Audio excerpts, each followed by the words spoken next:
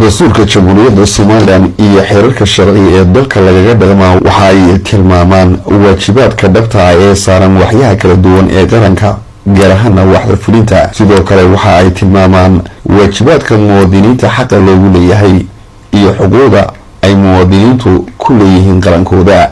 waxaana dastuurka jamhuuriyadda Soomaaliland qodobkiisa 19 uu si gaar ah u tilmaamayaa waajibaadka xukuumadda ka saaran daryeelka dadka baylaxsan ee bulshada kamida sidoo kale waxa uu qodobkani xukuumadda ku waajibinayaa in ay mas'uul ka tahay caafimaadkooda daryeelkooda waxbarashadooda iyo hoygooda darbijiifka ayaa kamida dadka uu waajibinayo qodobkan dastuuriga ah waxaana magaalada Hargeysa iyo guud ahaan Soomaaliland ku nool boqolaal kamida ubadka darbijiifka ee aan lahayn hooy iyo waalid nolosha ay la wadaagaan waxaan u soo jeedinayaa madaxweynaha iyo xukuumadda si degdeg ah in anaga ay ubadkii wixii loogu talagalay xaq iyo xuquuqda ay ku lahaayeen in la siiyo ayaanu leenahay anagu miisaaniyadan lacag ku leenahay miisaaniyada lacagteeda xitaa ma aragno ubadkani maaha ubad kale oo meel kale ka yimid maaha waa ubad muwaadiniin u dhashay Soomaaliland magaca Aydiris maxaa ka timid Ahmed Darax maxaa xafadin ugu noqoyday hinda gaaniyal kacsi waxa xidhan ubad yar oo darbajiifa waxay ka soo xidhan wasaaradda arrimaha bulshada waxa la yiri waxaan leeyahay bustayaal iyo dhar inta gudaha gariil bustayaal dhar leeyahay ay gaari shabaqlaal loo yeeray markaas gaarigii shabaqlaal ugu sadhigal dhaxligeen aamin iyo 6 bilood lagu xukumay kaaniga leeg ilaahay baa idigu dhaarsheeyna ka yarashin jirka ah ama 6 jirka ama 10 jirka ah ee dib jirka ah ee soo cawday yiri waxa la taro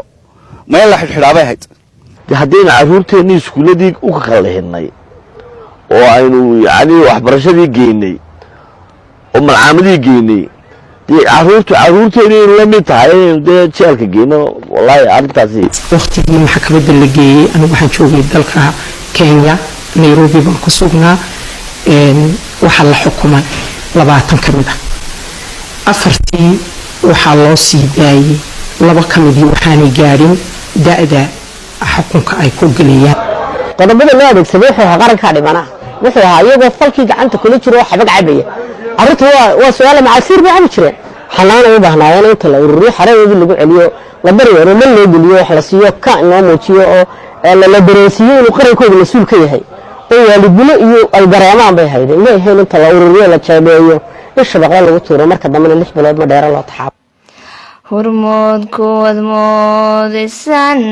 hoggaanka u dhiibateen ayaa idisoo hagraday halkaas idin dhigay walaal dalkani waa Itoobiya waa magaalo madaxda Addis Ababa maayarka magaaladaasi waxa uu waqti dheer la qaatay dhallaanka ku nool magaaladaasi waxaanu u soo dhaweeyay qaab ku habboon bani aadamnimada waxaanu u muujiyay inay yihiin muwaadiniin xaq u leh in ay helaan daryeel aqoon-yahanada darsan xaalada darbijiifku yal digriga cilmada wadada noogu mahlan dastuurku nagabay quraa'aduna natagay dadweynahana burduga ciilkiyo dacaskana dhibay kuwii dadka ii higan agtooda ku daalane maxaan calayaho dushiyo daruurta kasoo lusha darximo hoostaada iyo luhu iyo dalangal ku maray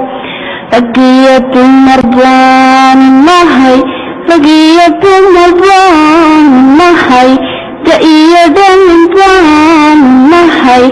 abay idin la dayriye waxaanu ladnaa dareen daryeeliyo